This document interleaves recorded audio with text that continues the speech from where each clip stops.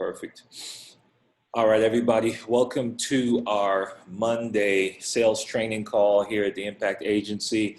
We have an awesome guest speaker, if you will, today. Grayson Hughes is on the call with us. And like we do every Monday before we get our training kicked off, we're going to run through our weekly numbers. These are our issue paid numbers through week 2 of December.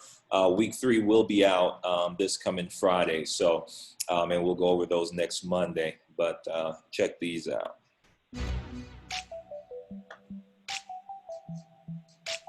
Hello everyone, and welcome to our Monday afternoon team call. We're going to go over our week 2 issue paid numbers. Derek Dressler, 12,052.32. Gio Lopez, 10,633.79.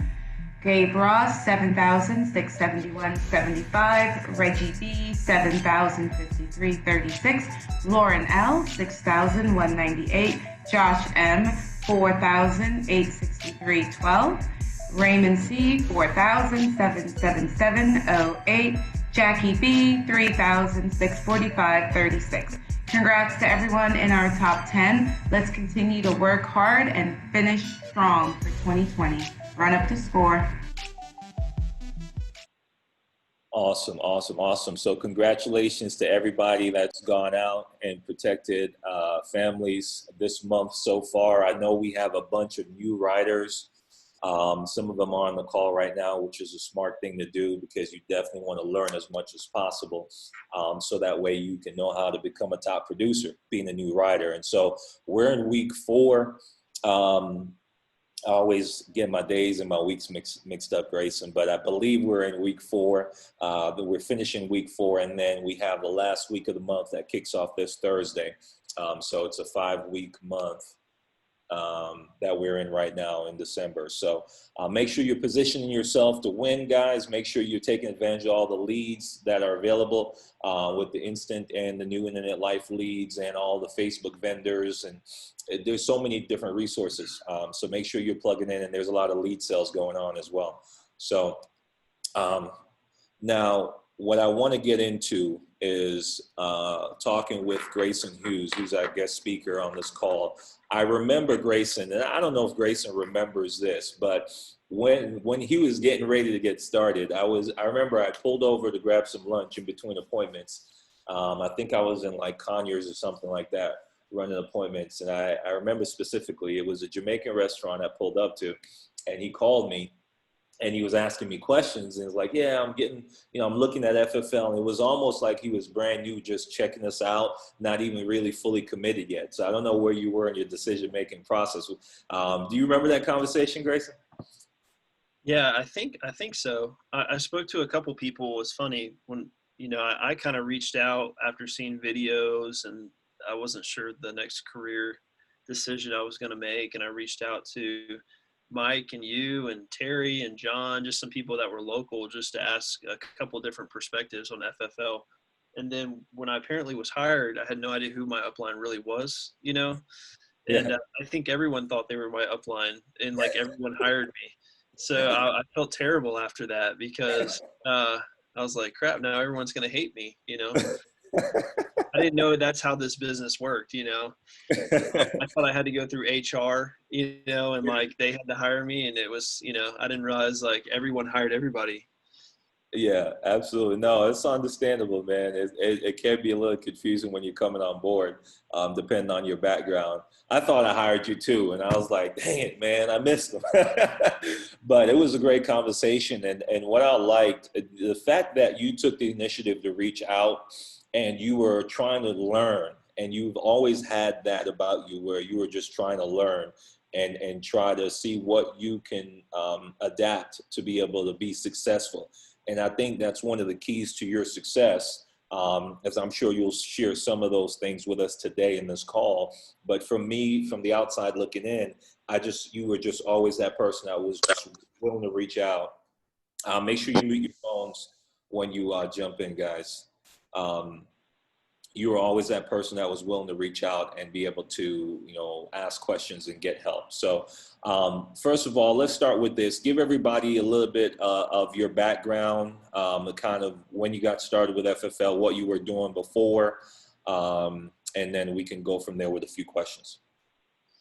Yeah, so I graduated college in 2011. I moved to Spain, and I met my wife there. I was an English teacher at an elementary school, and I made no money. In Spain, it's the same thing. Teachers don't make much money, and we were just getting by, and we lived several years like that. And we probably never had more than a couple grand in our bank account at one time. And the economy wasn't too good. Me and my wife, we decided we wanted to move back here and try life out in the States. She had never lived here before. And we moved here in 2015, had no idea what I was going to do.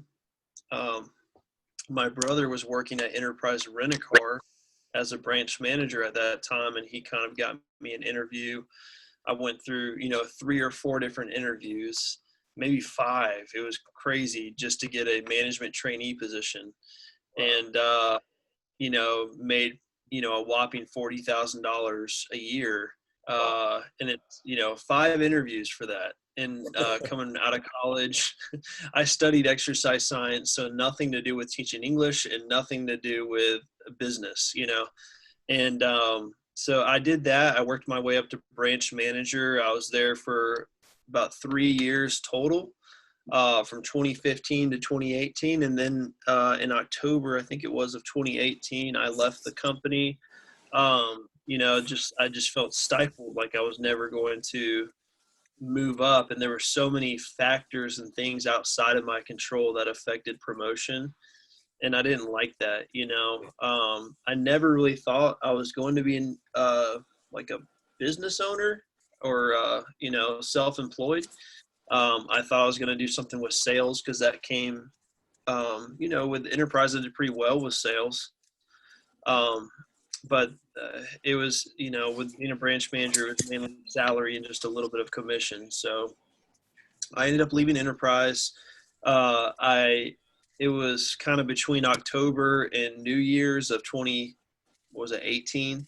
And everyone told me, yeah, man, it's hard to find a job before the first of the year. No one, no HR department's really going to be hiring. They might do an interview or something, but you won't get a job. So that's exactly what happened. I didn't. I applied for a lot of different jobs. I didn't. I did a few different interviews. I got turned down a few different places, and I didn't really know what I was going to do. We ate up our savings, and we were going to go back to Spain. And Wow. We were just about to go back to Spain, and then I came across this FFL thing, and it was almost like my last shot, to stay in the States. I was like, okay, I'm a permanent resident in Spain. I can go back there and teach English like before. I have nothing to lose. Why don't I try this FFL thing out? And you know what? I'm a numbers guy. I really like, if we spend any money on anything, I'm calculating, okay, how many cheeseburgers at Wendy's could I buy with that? If I didn't buy this. So when I started hearing everyone talking about, it's so simple. This business is just about the numbers. You buy this amount of leads, you go out and run this many appointments, you should make this amount of money, and that was right up my alley. So I just believed it. I dove right in. And from the very start, I got my license in January of 2019, last year. And I went to the conference, and I hadn't sold a single policy, and I had just gotten licensed. I think I either passed my test right before that or right after the conference. I don't remember. But February of 2019 was my first 2 weeks in the business. And I think I spent $1,500 my first week in leads on a credit card. I didn't have any money in my bank account. It was probably stupid of me, but I went out, with a credit card, I had nothing to lose. I was already broke. And I thought, man, this is going to work, or I'm going back to Spain. We're selling our house, getting the little equity we have out, and going back to Spain. Little did I know, a year later, I would have my entire mortgage paid off. So, if someone had told me, when I started FFL, just the success I was going to have financially, I wouldn't have believed them. It would have been too good to be true, and a lot of people think it is when they hear the numbers. But in my experience, it has not been too good to be true. Yeah, no, it makes sense, man. And speaking of numbers, so let me ask you this. You guys started last year. It was probably around what, February you said, or right after the convention that you started working with us. So 2019, what was your issue paid at the end of the year? So my first full year, I hit Hall of Fame, which is $400,000 in issue paid business, and I want to say it was $553,000, I believe it was. Okay. Um, so yeah. Definitely a big number. Somebody just said, "Wow." Yeah. So let's talk about this though, because there that number is not. Yes, it's a big number, but it's not because you're super special. I'm sure you're special in some ways. I believe Paula thinks you're special and so forth. But I think there are things that you do that any of us can do. Would you agree?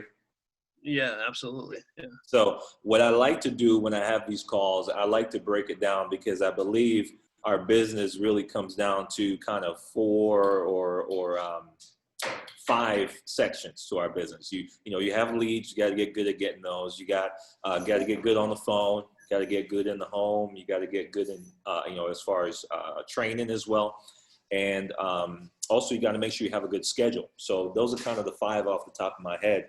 And where I'd like to start with you, because you said something at a couple sales training that resonated with me. It was about the training that you do, or did actually when you were getting started, and I'm sure you continue now. Can you talk about that a little bit? Because I think that a lot of people could benefit. Thank you. Benefit from what you did as you were getting started, because I don't see a lot of people doing that. So just touch on that training aspect and what you did there.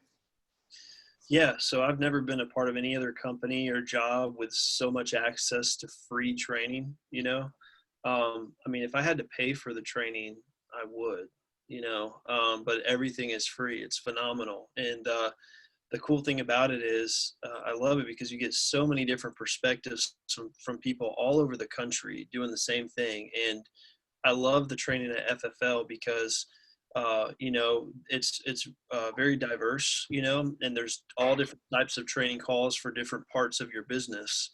And,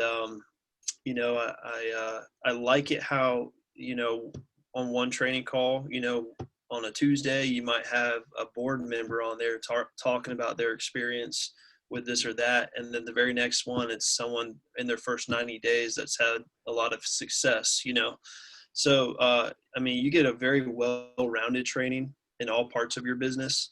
And man, I don't know about you guys, but I need a lot of repetition because I'm very forgetful. And, even though I take notes and I try to memorize things, I just tend to forget things very easily. And to hear things over and over and over, maybe the same thing but said in a different way, really ingrains that into your memory and into your system, so that when you are on the phones with those phone scripts, or you are in the home, it just comes out naturally after you've heard it so many times. And not just going to the office consistently, especially my whole first year every dial day, for trainings, but also all the drive time, just redeeming the time that we have in our vehicles between appointments, instead of listening to music and talking over the phone and doing this or that. Man, I was devouring trainings. And if I heard one that I really liked, I would start, and sometimes I would listen to it over and over and over.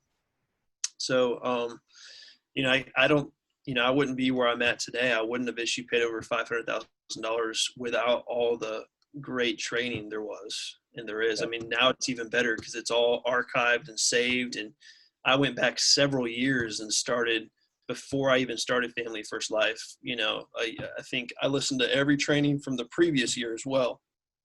And there's some gems, some really good trainings from way back when. So Yeah, 100%. I agree with you, man. I remember doing the same thing, and we have, like you said, all that stuff archived. And it's the more you plug into that as you're doing, it's like it's helping you refine your skills, right?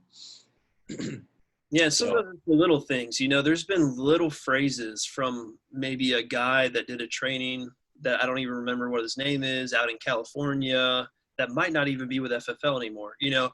For example, they might have said one little line that I use in the home for certain situations every single week or every month that has been the difference between, you know, me getting to $10,000 a week and not getting to $10,000 a week. So just different things to overcome objections or different things to prevent objections or whatever, whether it's in home or phone scripts, just the little things have made such a huge difference, yeah. that I've memorized or that I've learned. Yeah, and you mentioned something too about going into the office, especially in that first year, every dial session. What made you do that? Did somebody say, "Hey, you got to get to the office," or what was your motivation behind that, and how impactful was that being in that environment? Well, it was huge because, um, just being around you and John and a lot of, Terry and other top producers that were in that office, Amy, um, Michelson, and I'm sure there's a bunch of others I'm not naming, Leticia, but just being able to sit in and listening to y'all's live dials, Gary Pegues, and then asking you guys questions. I would have maybe a notebook where I would have questions where if I wasn't sure of something, I would write it down, I'd bring it with me, and I'd ask people in the office. And then, of course, I mean, the trainings were always great, but I don't think I would have issue paid. I probably would have issue paid half of what I did last year if it wasn't from plugging in from the beginning, and getting to know people. And then also I like it because, you get to, some people think that people that produce a lot are on like a completely different level. They never get rejection, they never have to overcome things. But then when you get to know these people, like Jermaine or anyone else that produces pretty well, that's a veteran, so to say, in the business, you realize, man, they go through the same crap that all of us have to go through, Yeah, and I want people to know that whenever I'm doing a training or anything, man, like, and I don't just say today's been a hard dial day just to make you think it has, to encourage you. It's really been a hard dial day. I booked like 5 appointments, yeah, it's, and some days are the complete opposite. But when you get to know people personally on a different level, and you realize they have struggles too, even though the numbers don't show it, they've pushed past those struggles to get to those numbers. You realize, man, maybe it's just I'm not doing this or that the same as they are, but they're going through the same thing I am. yeah, 100%. So, um, when you look at it from schedule standpoint, one of the things that you've always been good at is keeping that schedule. So I know, I believe you still run what I call it the Kilmet schedule. I don't know if that's the official name, but that's what I call it. But, dialing Mondays and Thursdays, booking appointments for the next 2 days. Right. 2 days. And one of the areas I see where agents, fail is they don't protect that downtime. And I know with you, that's a non-negotiable. So can you talk about that a little bit from scheduling standpoint, what your schedule looks like, and how you protect that schedule week in, week out? Yeah, me and my wife still have arguments about protecting dial time. And it's been 2 years, and I'm Hall of Fame twice in a row. But it's like, especially if you're married, and you have children, um, like uh, it's so important. So many dial days I go into, the Sunday night before Monday morning, or the Wednesday evening after you've busted your butt for 3 straight days, and it's like, man, back to another dial day, and no one, I don't know of anyone that really enjoys the phones. I know I don't. But there's so many times where I was like, man, I could just kind of take it easy. Maybe I'll just take a half day off, or take the day off and dial the next day for the next day. And man, after those couple days, after I dialed, made my appointments, and ran Friday and Saturday, that evening coming home from work, just thinking about, man, I literally just did $15,000. I'm going to get deposited $10,000 to $12,000 the next couple of days in my bank account, just because I decided, man, I really don't want to dial today, but I'm just going to do it. Yeah. I don't care. I'm just going to do it as if I had a job where I had to clock in and I didn't have a choice, and Yeah. that kind of mentality. I just treat this as if I was still at Enterprise. I have to get up early. I have to go to work. I got to clock in. If not, I got my boss, that's going to give me a memo. And if I get enough memos, I'm going to get fired. I'm going to have to get a new job. It's no different. You don't have the boss over you, but in the end, you basically end up losing your job as being self-employed at FFL because you don't work, Yeah. and it doesn't work if you don't work. So I kind of knew that from the start. And I think the ideal schedule is dial Monday, run Tuesday, Wednesday, dial Thursday, run Friday, Saturday. The 6 days a week schedule works perfect, but everyone's different too. Not everyone especially with 2020 and kids being home from school, maybe it's been a hybrid schedule for you. I'm fortunate to where my wife doesn't have to work because I'm so successful so far with FFL. But uh, the goal is to be more and more with family over time. I don't want to always run 6 days a week. Yeah. Yeah, I love to protect families and help people with life insurance, but I don't want to do this for forever, So yeah, the goal is to work less and to be with family more, my family more. But that schedule, I don't think there's a better schedule than dialing, Monday for Tuesday, Wednesday, dialing Thursday for Friday and Saturday. Yeah. And how do you manage your schedule on a day like this where I know, like for me, man, I like to be done early. I like to be done by 12 o'clock and my schedule's booked up, maybe 1 o'clock right before the training call. And I know, okay, man, I could go to training and then, I'm good for the day. But then some days, like you just mentioned, it doesn't work like that. So how do you manage that, one, from a mental standpoint, and then what do you actually do to be able to make sure that, hey, you still get your appointments? Yeah. So, I have a system where I dial each lead 3 times and then put it to the right side of my desk and stagger them with the numbers up in the corner so I know if they call me back. So I have before my dial day, either the night before or I get up extra early that morning where I can print off all my new leads, whatever type of lead source they are, and I can source them out by areas. Usually I don't do it by counties necessarily because some of the counties I run are huge, so I do it mainly by cities in the same counties, right? And I have them all organized for 8 a.m. And, sometimes I have a dial day where I have usually 10 to 12 appointments already booked by 1 p.m. You know, um, I've had days where I had 15 appointments booked by 1 p.m. But for me, I might not be the best on the phone. So usually, and I've realized that a lot of these people, you will never, hardly ever get in contact with them in the morning. It depends on the lead source. A lot of the good thing about Final Expenses, I think you can get through your leads and book them faster. Just because a lot of them are retired or on disability, one thing I've learned about people on disability, they tend to be night hawks too. That's another thing. They literally get up at 3 p.m. and sometimes go to bed at 3 a.m. It's weird, even though they're older. So whether it's mortgage protection, final expense, being able to dial all throughout the day, including reserving time in the evening and making sure your significant other or spouse knows, hey, look, the business being self-employed, that's how it works. Not only do I have to run appointments in the evening when it's convenient for the families because they work during the day, but I have to dial in the evenings as well. And if I didn't dial in the evenings personally, I would probably have 5 less appointments a week that I was able to book. And I might not dial 5 hours in the evenings, but my schedule is a little bit different because I'm running a big territory from West Georgia all the way to Birmingham, and the counties are big. And when I come back to Georgia, I lose an hour, because they're on different time zones. So trying to get back from Birmingham to Georgia in the evenings and help people can be difficult. So I'm usually running a couple appointments in the evening time on my dial days, which isn't ideal.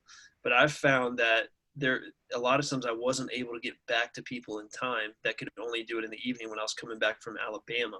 So everyone's schedule, I think, is going to be a little bit different. You just got to kind of experiment and see how can you end up having the most appointments possible, you Yeah. know. But dial day is by far the most important day. That's really where, I know it sounds cliche, but that's really where you're going to make all your money. Yeah. If you can book a bunch of appointments, you know, this is a typical schedule of a, Hall of Fame producer right here. Okay. Nice. This is just 2 weeks ago or a week and a half ago. So, um, it's not always going to be the same, but you got to put a high priority on dial day and protect your dial time. And, when you run a 6-day-a-week schedule to go to the dentist or go to the dermatologist or whatever, this or that, it's difficult. I'm not going to lie. I'm asking the dentist, hey, what's the earliest you can get me in? Can I get there at 6 a.m.? They're like, no, but we have at 6:30. I'm like, I'll take it. Yeah. 'Cause I'm trying to get to the dentist and come back home to get by 8 o'clock to start dialing. Yeah, makes sense. And then from a leads perspective, you mentioned it earlier. I think you said your first order of leads was $1,500. So you have not been gun shy at ordering leads. One, why was that your thought process? Because I know sometimes as I'm managing agents, it's kind of like, hey, what's the least amount of leads I can order, opposed to what's the most amount of leads I can order. So what's your thought process behind that? Why you were willing to invest more upfront? And then what have you seen, as you've obviously grown your weekly lead spend, how that's affected how much you issue in business? Yeah. So, I just talked to a few top producers when I first started. I said, hey, what kind of leads are you buying? How many leads do you need? Is it really just a numbers game? So if I buy this many leads, how many appointments should I be able to make out of those leads? And how much money should I be able to, how many sits should I get out of those appointments? How much should I be able to sell out of those sits? And it was just a calculation for me. So, when I started, I spend more on leads now than I did then. But again, I was broke when I got started. I was about to ditch the country and move off, not because of debt, just because my wife is from a different country. And I was like, hey, I know I can get a job there overnight, So I think it was $1,500, somewhere around there. So I probably bought, and they were all final expense to begin with. I mean, the majority of 2019, that's what I ran, and then I started experimenting with different types of lead sources, and I started dropping mail as well. But when you drop mail, you know how it is, Jermaine. You might, it might take 5 or 6 weeks before you even get leads flow into your email, So I just started dropping mail with a new vendor, and it's been 6 weeks, and I've only gotten like 6 or 7 leads, but I've spent, over $3,000. So that's not feasible for a lot of people when they're first starting. But as time went on, I started adding more and more. And when I saw how profitable I was, I said, look, if I spend $1,000 and at the end of the day, I make 4,000, and I'm making 4 times my money, why can I not spend 3,000 and make 12, Yeah. and that's a week, right? That's a week. And that was my philosophy. And it works, it works up to a certain point. I can't go out and spend $10,000 a week and make 40 a week because I'm one man. I can't run that many appointments. Yeah. Okay. I cannot do that. But if I could, I would do it. If I could spend $50,000 a week and make 200 a week, I would do it, but I can't. But maybe on a larger scale, if you have a team, or an agency, maybe that would work, but you're always going to make more money when you're buying your own leads. If someone's buying leads for you, they're going to need to make a little bit of a return on that, a profit, that should be expected. And a lot of IMOs out there, that's how they do it. But I would rather be in control of my own leads. I would always want to be able to pick what leads I buy, how many I buy, if they're new or old, and in regards to leads, guys, I try to get as many new leads as I can. I just buy new leads, and it's on a recurring basis. I know I'm getting charged, at this point, I'm paying anywhere from $2,500 to $3,000 a week in leads up to this point. Now I have a cash flow where I'm able to do that now over the years, but all that matters is profit. If I'm very profitable, that's all I care about. I don't really look at what goes out. I know Mike Killiman says this a lot. I do calculate it. I'm more of a numbers guy than like Mike would be. But I mean, I calculate everything. I don't spend a ton of time on that, but I see, okay, how much did I spend this week? How much did I make? And what's my profit? Yeah. I don't know if I got off track. I don't even remember the question, to be honest No, with that you. makes sense. No, you answered it. It was about the leads. And I mean, one of the key things I think for those of you guys that are new that's on the call, what he mentioned about starting with final expense leads when you got started, those were the most affordable leads. If you're on a tight budget, you got to start where you start. Now, once you start working and you start cash flowing, then you can look at other options. You could look at getting some more expensive leads. You could look at doing some mailers because you'll have the money to invest for 4 or 5 weeks until the mail start coming back. And anything mail obviously has a higher conversion rate. That's why they cost more. They just take a little bit more time to come back in. But I like that game plan of, hey, if you coming in broke, like most of us, my hands raised twice. I was double broke when I got started. I started with second chance leads. I started with those older leads as well, some final expense, some mortgage, and then I worked my way up to, and I traveled too, like you're traveling, right? Give me 1 second. Somebody I didn't mute here when they hop on the call. So I traveled when I got started to Memphis. I drove 6 hours one way, and I'd be there 3-4 days and run appointments. That was about 3 months in because I wanted some brand new leads. And you're driving to Alabama, which is probably what, an hour from you at the farthest, or an hour and a half, Grayson? Well, depends on what part of West Georgia I'm in and what part of Alabama I'm going in, but it can be 3 hours one way. Wow. Obviously I try to book appointments in the general same area and kind of, I try to go east to west to east one day and then east to west, the opposite the other day, right? Kind of in a linear fashion. But again, you got to go with the flow. Sometimes I'm ping ponging, it's not linear at all. And I'm just back and forth, back and forth, back and forth. And I got to decide, okay, am I going to stay in Birmingham where I don't live tonight? Or am I going to drive all the way back, to where I live in Georgia? And, I'd rather stay in Birmingham and make more money than, than call it quits and drive back home, if I'm already over that way. So I just kind of play it by ear because, again, you meet with people when it's convenient for them. And of course, it's great if you can say, hey, I'm going to be in this county this day, this county the next day. And it's, you know exactly where you're going to be, but I never know where I'm going to end up, where I'm going to start or end up.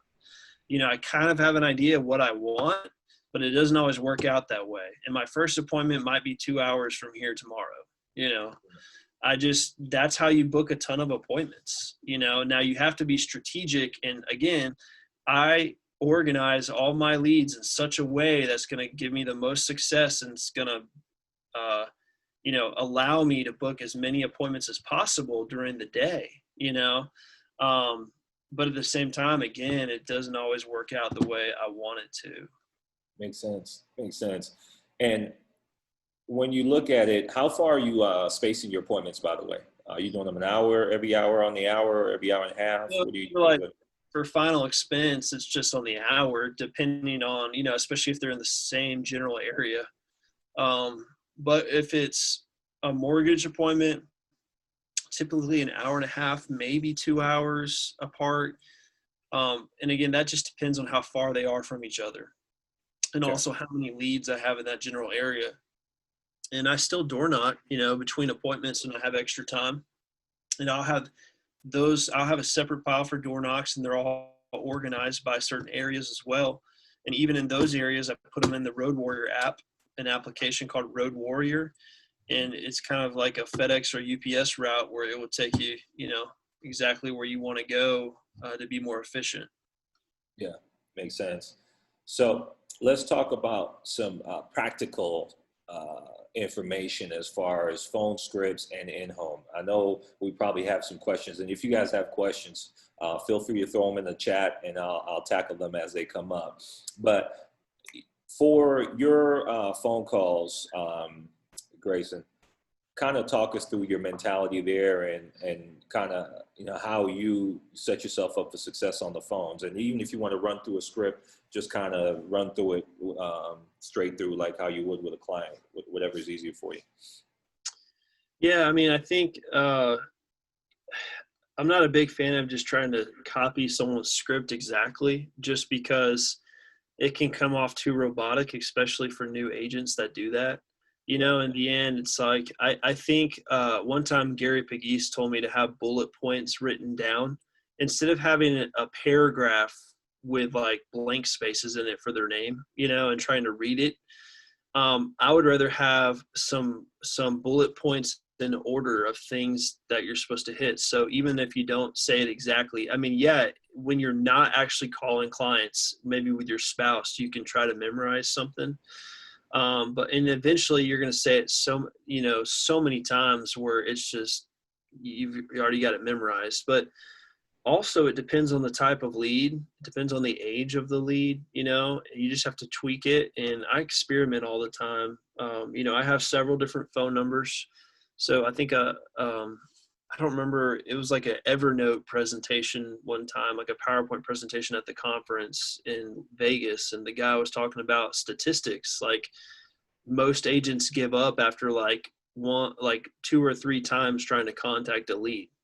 Yeah. And I don't remember, you probably remember this. It was like between 6 and 9 times or something of calling someone's the average that it takes to get someone on the phone.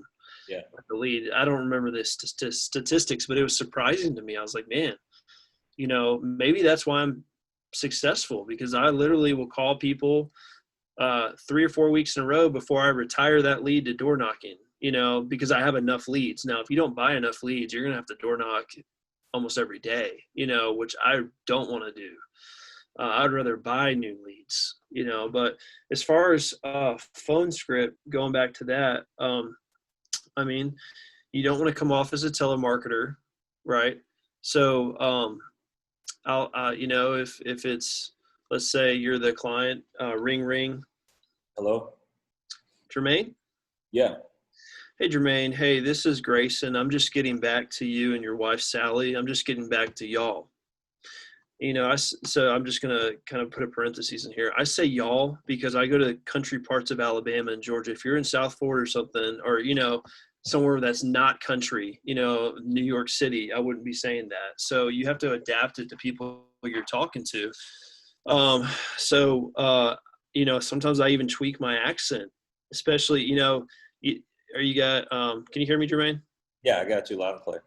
Sorry, it froze up. Hopefully you guys can hear me. Can you hear me? Check. Yep, I can hear you. Can you hear us? No. Yeah, I can hear you. Sorry, you were frozen on my screen. Okay. Yeah, a really funny face. I should have screenshotted. I forgot what I was saying now. Your you were face talking threw about me off switching up track. the accent, to switching up your accent. Sorry, it's probably my internet. Yeah. Can you hear me? Hold on one second, guys. Yeah, I can hear you guys. Sorry, it's my connection. Let me try to Mic check 1 2 1 2. Can you hear us? Here, let me.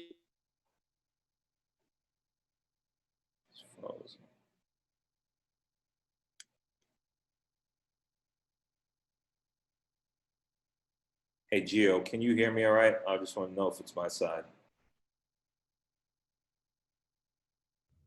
Yeah, we hear you fine.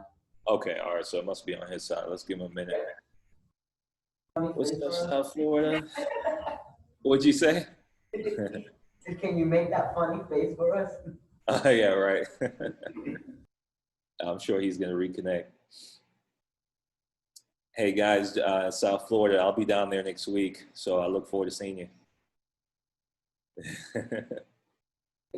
All right, let me see. What Yeah. day is your game? Say again? Which day are you coming? Thursday. Thursday. Next Thursday. All right. Give him a second to hop back on. And if you guys have any questions, please feel free to throw them in the chat. I'm going to go through some in-home, and then we'll open up for some questions. Hopefully you guys are getting something out of this so far.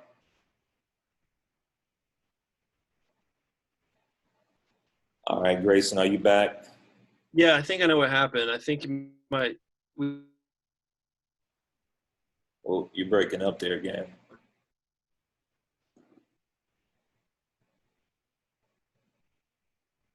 No, you froze. Let me try a different. Yeah, hold on, guys. Let me go to a different area, see if that helps. Yeah, you got to go to the West Wing, man. The house is too big. I know. Hold on, guys. You're gonna get to see my house. So I think we have this extender for our Wi-Fi. My son likes to pull it out, and that's probably what happened. I was on that. All right. All right. So, excuse my wife. She's working out in the background here. Can you guys hear me now? Yeah. Okay. Yeah, so, you were talking about switching up the accent on the phone and how you adapt to the client that you're speaking with. yeah. But I'm trying to keep it very short. So I'll say, hey, Jermaine, this is Grayson. I'm just getting back with you. And just like people talk about adjusting your tone of voice and the speed you're talking with based on how fast the person's talking or their tone, it's the same thing with the accent too. I can't do a Northern accent, but I swear trying to, match their accent helps. So little things, on the phone. And if it's an older person, I talk a little slower and clearer. If it's a younger person, I'm very, quick and to the point. But I'm trying to confirm that information on the card right away. I use little keywords like, hey, I'm the local field underwriter assigned for this. And the main thing when I'm on the phone, I'm trying to not only confirm their information, but I'm immediately trying to figure out what their schedule is. So the way I do that is, can you guys hear me? Yeah, we got you. You there, Jermaine? Yep. You froze again? I can hear you. Sorry, my okay, cool. I'll just keep talking. Sorry, I think my screen's freezing up, but I'll just keep talking. So I'm trying to figure out their schedule. So what I'm saying is, I immediately confirm the information on the card.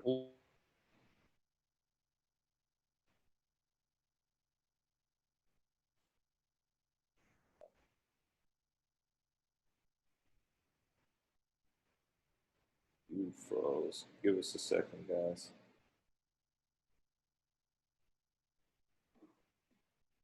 Technology is great when it works.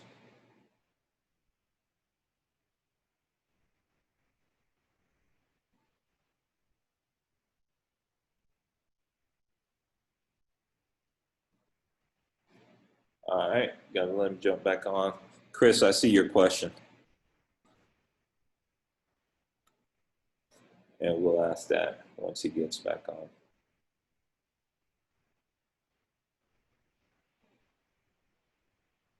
While we're waiting for him to hop back on, guys, just a reminder to everybody, we have the link in Workplace, but we will be going to the Miami sales conference coming up on February, that first weekend of February. So make sure that you guys register for the sales conference. And also, I think there's a link for the hotel as well. I think it's the Doubletree Miami Convention Center. But we're going to go in, we'll be going in the conferences Thursday, Friday, and Saturday. And we're going to be going in Wednesday. And it will be nice to do like a meet and greet with everybody Wednesday night. And we'll get you details on that. But just make sure you register. It's free to attend. If you're not in Florida, like our South Florida squad, you got to travel there. But other than that, you don't have to pay to attend the training, and it's just going to be top producers training you A to Z on your business. 3-day event, Thursday, Friday, Saturday. We normally have an award ceremony Saturday night, so just plan to leave on Sunday and not get into too much trouble while you're in Miami. Okay, it's a business event. Don't plan to party too hard. And I think he's back. We're playing musical chairs. Can you hear me? Yeah, I'm sorry, you guys. That's my internet for you. AT&T. So I'll try my best. If it cuts out again, we might just have to Call it. I might just have to call into Jermaine, and then you can maybe put me on speakerphone if that works. I don't know. Yeah, that works. I'm trying to confirm the information on the card and immediately say, hey, look, I'm very busy. I run the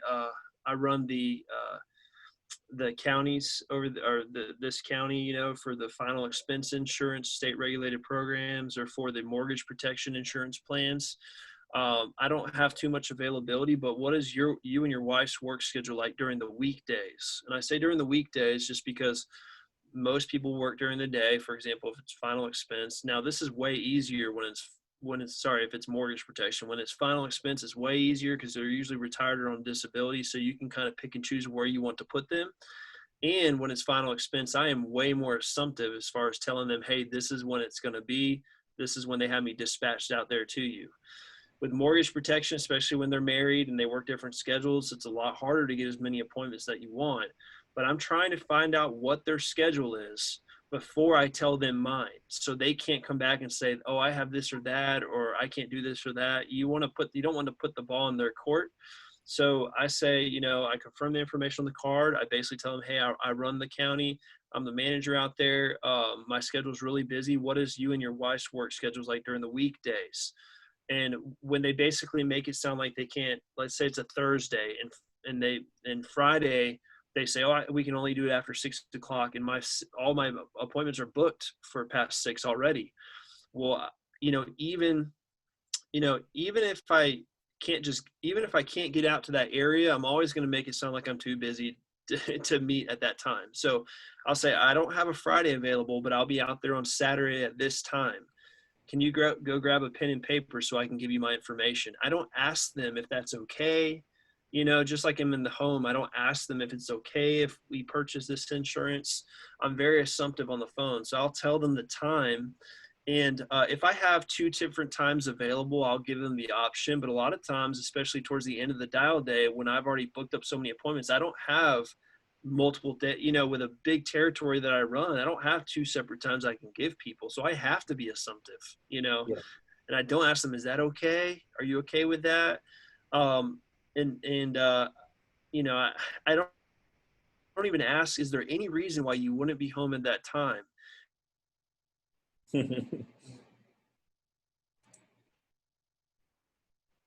Paper, here's the confirmation code. Here is I drive a blue Genesis sedan. I'll be wearing a University of Alabama face mask. Is the number on the mailbox or on the house? Is it okay if I park in the driveway? So I'm tying it down really well, but I'm very assumptive. But when phone script wise, when it's final expense, just tell them when it's going to be. Now, yes, maybe they'll have a doctor's appointment, but if they tell you 3 dial days in a row, no, they got a doctor's appointment that morning, you need to go knock on that door anyway, and they're going to be the one that answers the door all surprised, but I'm trying to tell them I'm busy and then figuring out their schedule and then telling them when I can meet. And if they give me a time, instead of being like, yes, they said that, they said, can you come at 6 o'clock? I'm not going to be like, yeah, absolutely. I'm completely free. I can do 6 o'clock. I'm going to always tell them I don't have a 6 o'clock available, unfortunately, but I have a 6:15, and then I'll probably end up getting there at 5:55. I'm not going to probably get there at 6:15 because I'm always early or late to my appointments for the most part. But I'm always trying to make it seem like I'm busier than I am.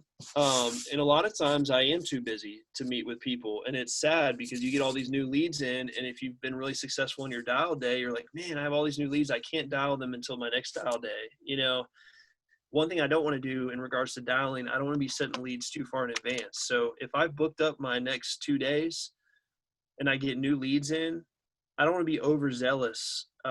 Maybe some people do this, but I've found out if I'm trying to book leads, 3 or 4 or 5 days in advance, that, people forget. If I book an appointment the night before at 8 p.m. for the very next morning at 8 a.m., they'll open the door and be like, I totally forgot you were coming. So I'm not about to book an appointment 3 days in advance, 4 days in advance, unless it's an exception or like a rarity. But don't fall into that trap of people trying to push it out, well, why don't we do it next week? Or why don't we do it Friday and it's a Monday? I'll always call them the next dial day to confirm it closer to when they want to meet.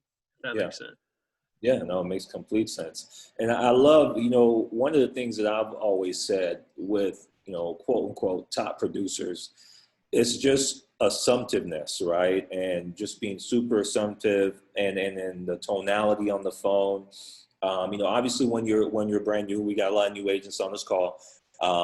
It's you're more nervous, you're more apprehensive, and it's kind of like, hey, yeah, I'd like to know if I can come over possibly and, bring this information to you. You're a little bit timid, and it's so crucial to being able to fake it. I mean, be honest with you, but fake it from the mindset that, knowing that you're the licensed professional, you're in control, they're the patient, you're the doctor, and they've asked for your help, right? And if you're able to carry that tonality and that mindset through in booking that appointment, that's how you book a solid appointment, and you're able to be assumptive. Obviously, that comes with practice because we were all new at this at one point, and so the more you do it, the better you get at it, right? So 2 quick questions, Grayson, and then I want to jump on some in-home. Talking about dialing, one person asked, typically how many brand new leads are you sitting down with on a dial day, or what's your recommendation there? Well, if it's final expense, and if I was mainly doing final expense like I was before last year, I mean, it would be, it could be 50 new leads over the week. Now, again, I'm trying to call people as soon as possible. That's not always on my dial day. I don't always hold leads to my dial day, because if I don't have enough appointments and today is a Tuesday, when I get leads on a Tuesday, I'm not waiting until Thursday to dial them. I'm trying to dial them for Tuesday and Wednesday if I can still fill in some gaps. Yeah. Right? If I don't have enough appointments, I'm always trying to book appointments ASAP, whether it's the same day or the next day. If I'm completely booked and I have no more room in my schedule, then yes, I'll wait till Thursday. But you constantly want to be dialing all throughout the week, not just on your dial days. The majority of your dialing should be on your dial days if you set enough appointments, right, throughout the week. But if it's a final expense lead source, you should be able to get a lot more leads, more abundance. When it's a mailer, especially if it's a mortgage mailer, you're not going to get as many typically. And it depends on the counties you have too. A lot of them don't produce as well as others. So, John Wetmore one time said the one consistent thing about leads is that they're inconsistent. You got to kind of roll with the punches. So if you don't have enough leads and you're doing primarily mailers, yeah, you're going to have to purchase some final expense leads and internet leads and do other things to be able to get to the appointment goals you need. Because at the end of the day, in this business, all that matters is how many in-person appointments do you have.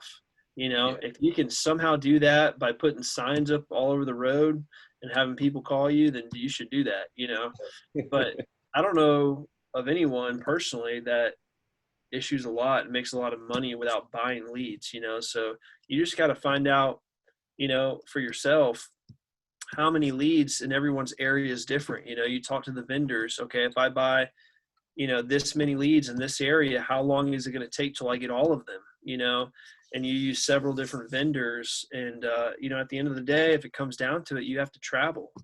You have to be willing to drive hours and hours in your car to be able to get enough leads that you need. Now, if you're fortunate enough to be able to have 50 leads every day, you know, 30 to 50 leads every dial day in your backyard, that's great. But most people aren't. You know, I have to drive 2 or 3 hours to another state in order to get as many appointments as I need to meet my personal goals. Yeah, makes sense.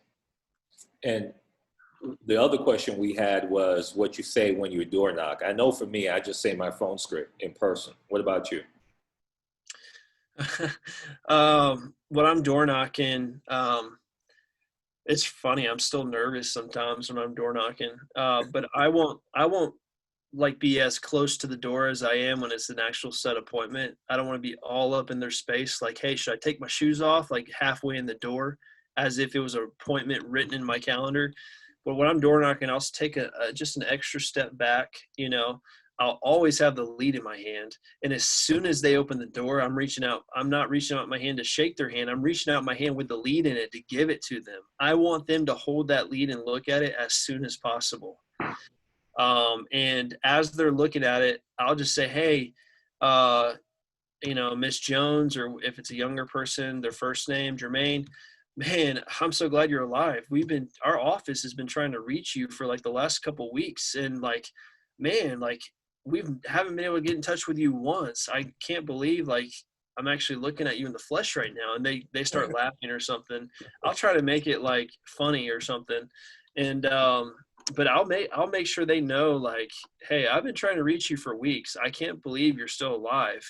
I thought this house was abandoned or something. You know, I'll just like start saying random stuff. It always just kind of spur of the moment. I don't have a phone script. If that works, maybe it works for you. But I just try to make it very natural as far as a conversation. And I always have my calendar with me. I don't want to have to walk back to my car and like, because I don't have a pen or I don't have my calendar, and I'm trying to book the appointment. So I'll say, hey, do you have a few minutes right now for us to go over this? If they say no, they can, or their spouse is at home or whatever, I pull out my calendar and I proceed to book the appointment. I don't say, hey, well, I'm going to call you back on my next dial day.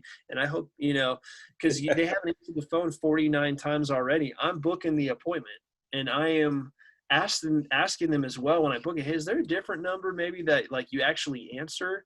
Like, I'm very candid with them. I want them to know, hey, like, I'm not an idiot. I know you've blocked my number. I've called you from multiple numbers. I know you know it's me. I'm not saying that to the client, but that's what I'm thinking in my head. So I'm trying to get a number, and I'm letting them know, look, I've been trying to reach out to you. It hasn't worked. We're going to go ahead and book this appointment. Now, of course, they might just reject me at their door. At that point, I make it a paper airplane and I throw it right at their face. No, I'm just kidding.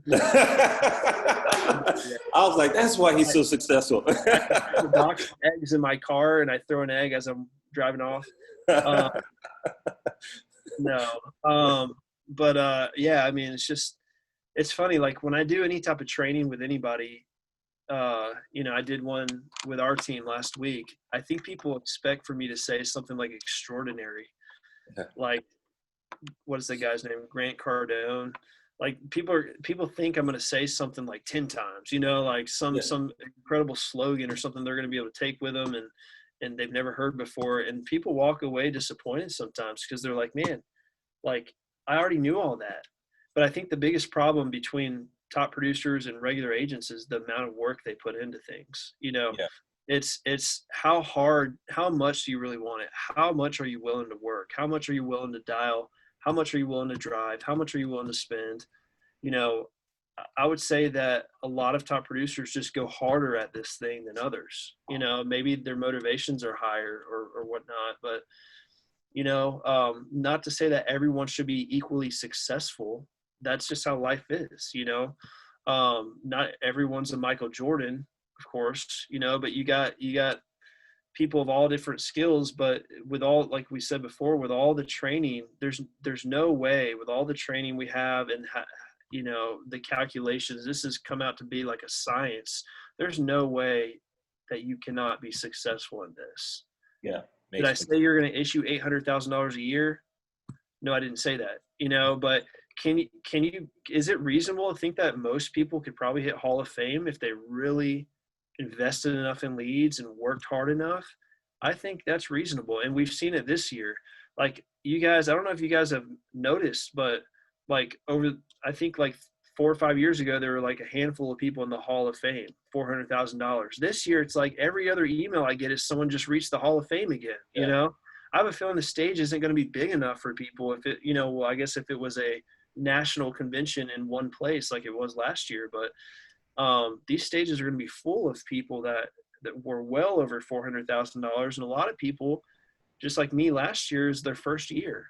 Yeah, makes sense. Makes sense. And hey, man, I don't want to take up too much of your time. Do you have another 10 minutes? Because this is good stuff and it's helping. Sure. Yeah. Okay.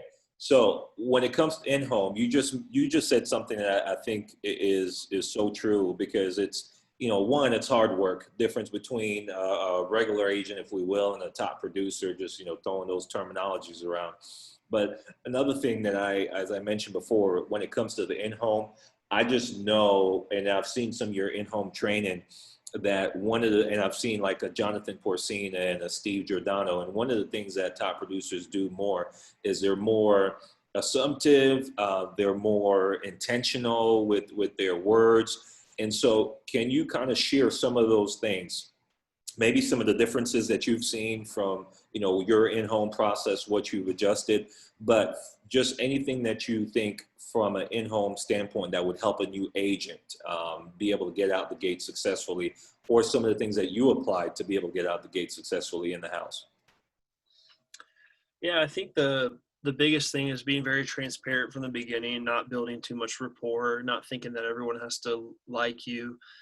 There's so many times where the client starts talking way too much and I can't interject, and I can't, it gets into that zone. They call it the friend zone, right? Where I'm like, this appointment's taking way too long. It's going to be way easy for them to tell me they got to think about it. They're not going to do anything. And don't, like, when you're a new agent, you think when they tell you they're going to think about it, they're definitely going to get back to you. They just need a couple days. You believe them, you're like, man, you're like, man, this is going to be the one. I remember like my first, 100 people that told me that, I was like, there's no way this guy's not going to get back to me. Like, he was the coolest client I've ever met. Man, they were like the nicest folks. They looked over all the options. I really think they're genuinely like just thinking about it. And I think some people are, but they don't make a move. They call their State Farm agent afterwards and they get a lower rate or whatever, they save $1 and they go with that. And the guy's a jerk, and it's, people don't like you as much as you think they do. Get over yourself. I would say that to new agents. Get over yourself. You might be the most likable, funny person in the world, but you can suck at sales. There's people, you might have been good at sales in another profession, but I know I've hired people and I've seen people that came out of it bragging about how well they sell in other professions, and they sucked at insurance. The corporate world might be different from home to home in-person sales, but I would say get over yourself, go into it with a business mindset. I get into it. Yes, I'll ask some questions out of courtesy. Hey, how are y'all doing today? How long have you been in the house for? Or do you have any grandchildren? Or, I kind of make a comment here and there. But as soon as I sit down at the table, my report building is like the minute it takes me to sit down and pull my binder with all the carriers on it, on the cover, in my iPad Pro out of my bag. That's when the report building is over. It almost takes people by surprise, because they think I'm about to have a conversation with them, and I literally have my lanyard around my neck with my license. And I say, again, my name is Grayson, and I pull my license up and I put it in their face so they can see, this is business. This is my state license. I say, my name is Grayson Hughes. Again, I'm licensed in, burial coverage, life insurance, burial coverage, mortgage protection insurance, Medicare supplement, and life insurance in general. And the reason I say that, like you said, I'm intentional about things I say just because I've learned from mistakes. Okay, if I said it this way, or if I didn't say that, do you think they would have bought whatever? I start thinking about things throughout my appointments, and I've learned from other producers, but I always differentiate life insurance in general from the other forms of life insurance, like final expense burial coverage, mortgage protection insurance. It's all life insurance. We all know that. I love how the carriers will name their products different things to try to differentiate to help us with that. We've all had the person that canceled that said, this is just life insurance. I wanted burial coverage. This is just life insurance. I wanted mortgage protection, Yeah. but it's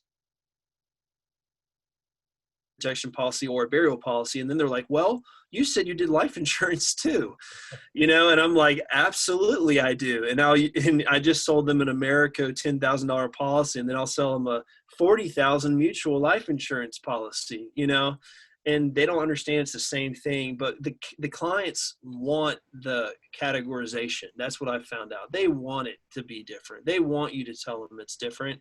And if they kind of catch on to it and they say, wait a second, isn't this just life insurance? I say, of course it is, Betty. It's all life insurance in the sense that it's a tax-free death benefit. And of course they don't want to feel stupid. So they just say, oh yeah, of course. Yeah, of course. So, I'm not trying to make people feel bad, but I'm giving people what they want. And if they just bought their burial coverage from me, they're going to go out and buy their life insurance from State Farm. Because they just want that. They want insurance for different things, and deep down they know it's all a death benefit life insurance. Okay, but That's one little way I'm intentional, and the little things matter. So when I tell them I do this, and life insurance, I just showed them my license. So I say, hey, this is who I am. This is what I do, right? And by the way, when I tell them this is who I am, I don't tell them my whole family history and where I got my degree and what my degrees are in and this and that and give them a whole background. I just say, my name is this, and this is what I do. And I tell them actually where I'm from. I say, and I'm from Douglasville, Georgia. And the reason I said that, when I first started, because I travel so much, I thought, because I told them I was local on the phone, I was the local field underwriter. Yeah, I'm local in the sense that I'm coming to you. Okay, I'm coming out to your house. But I used to think, man, if they don't think I'm from like down the street in their little town and I have an office locally, they're not going to buy from me, because that's how a lot of these country folks are. That's what I thought. But then my upline was like, hey, Grayson, you need to tell them, because you're getting a lot of porches. You're getting a lot of people saying, no, we can just do it another time, or leaving you on their porch. You need to tell them like where you're coming from, where you just came from. So I'll tell them, hey, and I live all the way out in Douglasville, Georgia. Do y'all know where that is? And either they don't know where it's at, and they found out it's really far away, and it's harder for them to tell me no now in the home, because I know I just drove, a long distance, or they know where it's at. It sparks a conversation, and they like me because their brother lives there. They go out to the mall out there or whatever. So I tell them, hey, this is who I am. My name is this. This is my state license. This is what I do. I'm from this area. Do you know where that is? And then I say, okay, I have the lead in my hand, and I slide it right over to them. And I say, hey, okay, I'm here for a reason. I wouldn't be here if you didn't fill this out and make this appointment with me. I know this is important to you. That's why I'm sitting here right now. So tell me a little bit about when you read the card and you thought about it, and you looked at the different benefits. What was really your main concern in regards to the burial coverage or the regulated programs, or what was really your main concern about the mortgage protection insurance? And a lot of times they'll say, well, I just wanted to know the price. I'm just concerned about the price. I don't let them off the hook with that, because of course that's not their only concern, because if it was, they wouldn't have filled it out if it was only a price thing. So I say, oh, of course. I mean, it's the prices for everyone, that's everyone's concern. Everyone's concerned about that because everyone's on a budget. The good thing is we have so many different A-rated insurance companies that are affordable, and some of these programs are designed for people on fixed incomes. And I say, but what was your concern? Like, who's going to be picking up the pieces? Who did you really want to do this for? So I try to dig in a little bit more. Once I feel like I've gotten a satisfactory answer, at that point, I pull up my tablet I have Notability. It's an application on my iPad where all my client worksheet is just on my iPad, and I have an Apple Pencil. So I just use my iPad and I just erase it and redo it when it's a new client. You might have a paper copy, but I pull out the paper or the iPad and I say, okay, well, John, here is what we're going to do today. And I try to use the plural. I don't say here's what I'm going to do. I say, here's what we're going to do. So I say, here's what we're going to do today. And I zoom in on my tablet and I show them the client information tab. I say, hey, we're going to go over your basic information first and some basic financial questions. And then we're going to go over the mortgage questions for a few minutes, and obviously if this is final expense, this is way easier. And then we're going to go over some health questions and what medications you take. Now there's generally no medical exam, no nurse has to come out, just some health questions.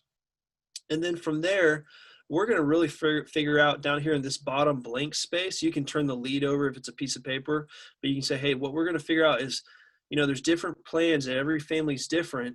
We're going to figure out what makes the most sense in your situation. And then we're going to figure out what's affordable and we're going to stick with that. And that's how I say, how does that sound? And that's my first soft close. And they usually are shaking their head. They say, yes, that sounds great. Okay. One step I forgot to add. When I show them my state license and I tell them who I am and where I'm from and what I'm licensed in, before I show them the lead, I actually show them my binder with all the carriers on it. There's Jermaine, you probably need to provide this if you haven't already. There's a carriers form. At the bottom it says mortgage protection, life insurance, and it might have been updated since last time I printed it out, but it shows all the carriers. In fact, Aetna and some of the newer carriers we have, I don't even have on there. I need to update mine, but I'll slide it over to them and I'll say, hey, I'm a broker. I tell them straight up, I'm a broker, and I work with about 20 different A-rated insurance companies. And I tell them very specifically, the reason I have so many different insurance companies isn't because the prices are drastically different. I say the prices are regulated by the state of Alabama or the state of Georgia.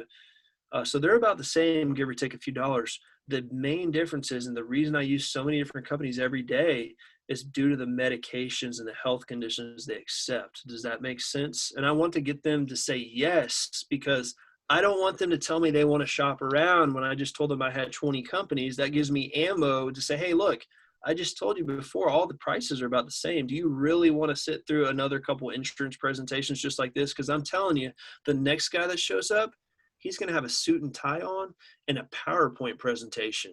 And then I make it a joke and they're like, yeah, man, I don't want that guy to come. All right, what do you got for me? And I'm like, look, I have blue jeans and a polo shirt on.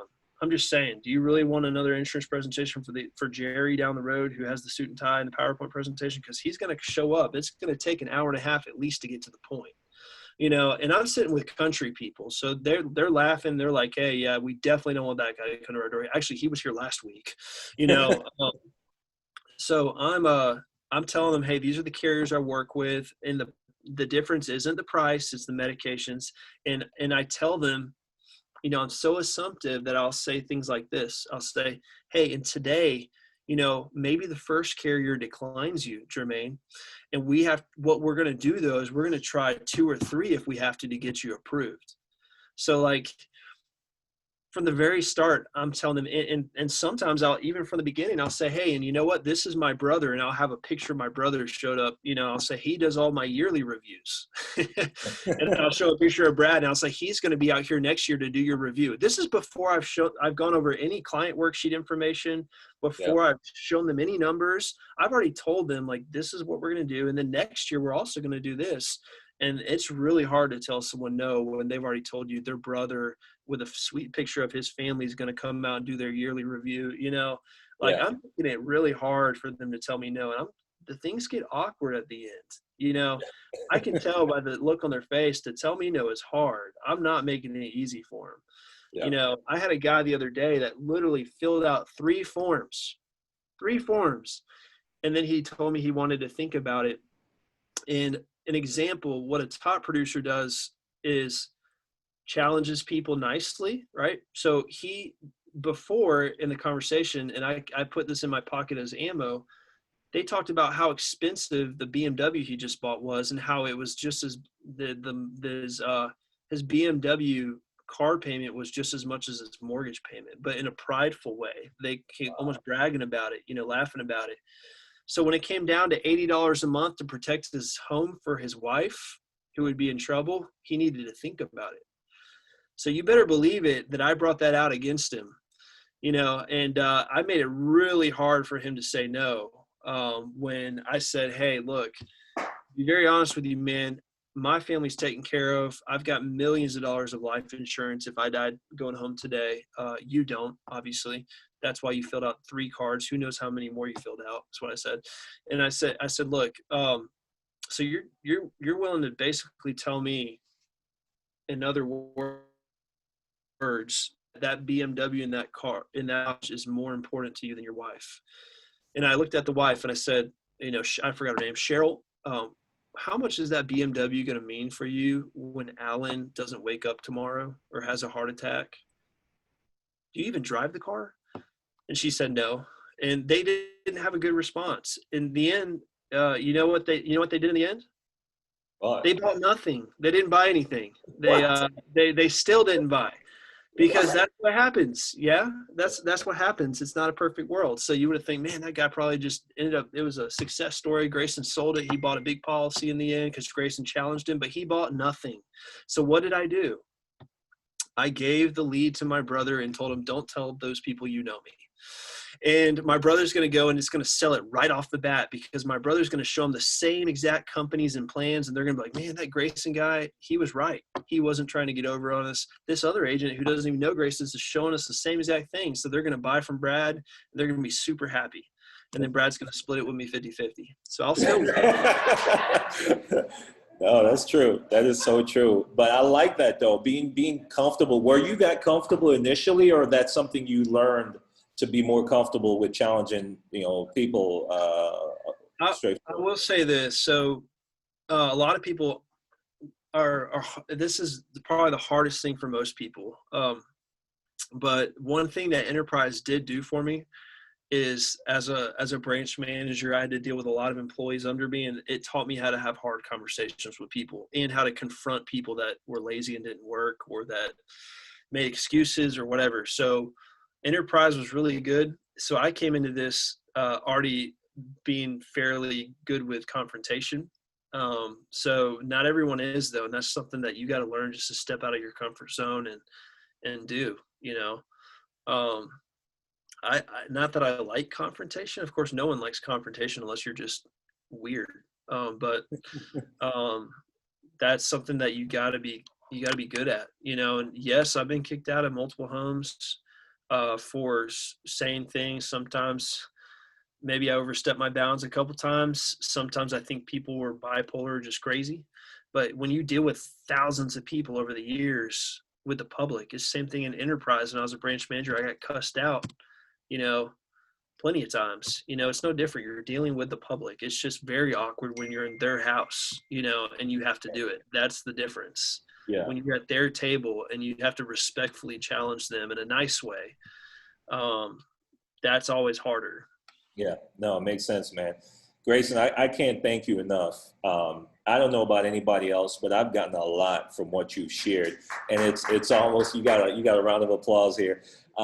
It's always refreshing to kind of hear it too, because it's like it's like we're in the foxhole together. So I know I'm not the only one getting shot at, and so but also more importantly, it's good to see the fruits of that as well, and from somebody else. And I like to bring agents like yourself in, so our agency can see it's not just me or Gio or Chris or Gabe or anybody that wants to work hard and do the things it takes to be successful can be successful. Now, I'd like you to finish up with this, and I really, really appreciate your time. The holiday season, in my opinion, is one of the best times of year to sell insurance. And I'm sure you've had some experience last year with running during the holiday. This is your second holiday. But what can you say to new agents? Because we've got literally a bunch of new agents just getting started. And typically from an employee standpoint, this is the time you take off, right? Just to spend a bunch of time with the family. Of course, COVID's affected that. Some people are avoiding their family. But still, families need help. So what can you say to agents that's kind of wondering, hey, what's this season going to be like? Should I be taking a bunch of time off? Should I be working? Well, what can you say about that? Yeah. So people are home. People are off for the holidays. A lot of people, and this year, I don't know if it's been better or worse because I've met with so many people that just in general had to be working from home. And working in quotations. A lot of people I met with, it doesn't seem like they're really working much. But it's COVID's been somewhat of a blessing with insurance because so many people that are working, they're working from home, so they're more flexible and they can take a lunch break whenever they want. So you can fit more people in your schedule, but even more so during the holidays because people tend to be off more. And of course, you get some typical objections about not having money during Christmas, and some of them might be legit. But I know if I were in some people's shoes, can you guys hear me? Yeah, we got you. Hello? Hello? Yeah, Sorry, I don't know if I'm freezing up. I know you guys are frozen on my screen. we got you. But if I was a new agent, 99% of new agents starting, they don't have a lot of money in their bank account. If they did, they would be at their previous job. Right? You guys tracking with me? Yep, we are.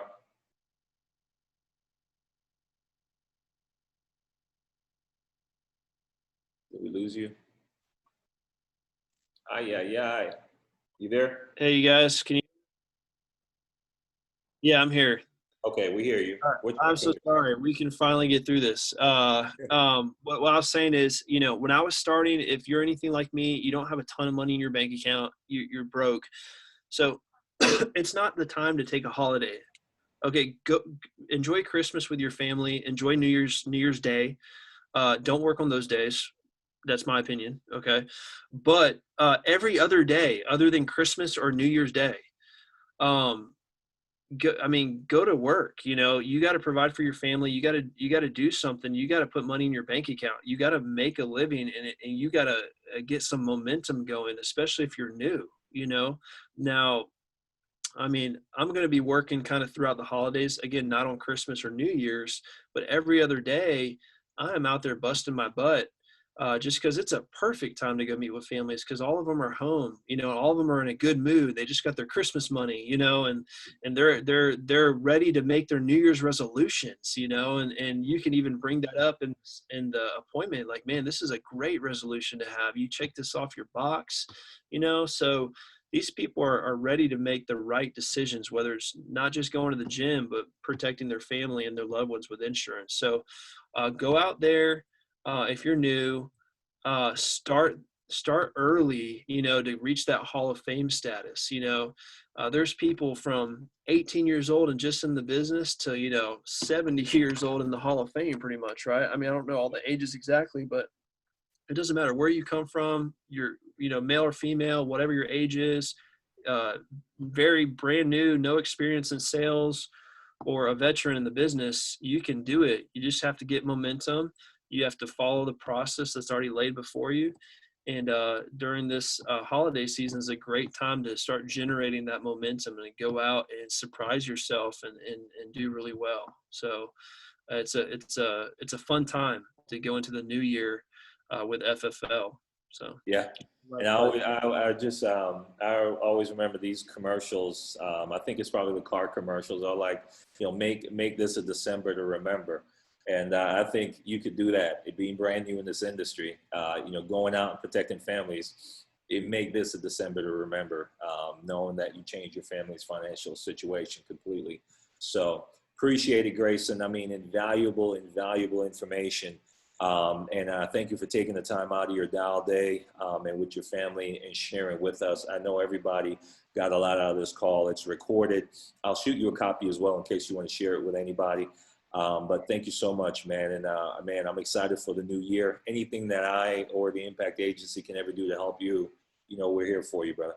Yeah, if y'all need anything, reach out. Jermaine's got my number. And again, sorry for the connection problems. That's my internet for you. But I appreciate you guys. It's been a privilege to be able to be on here and talk to you guys. Thanks, Grayson. All right, guys, that's a wrap. I know we went over a little bit today, but it was well worth it. So appreciate everybody hopping on, and we'll have the recording up later on tonight on our YouTube page. So let's make it a great rest of the year. We got a week and a half left in the month. Let's go hard. And if you need anything, reach out to us at any time. All right. Talk to you guys later.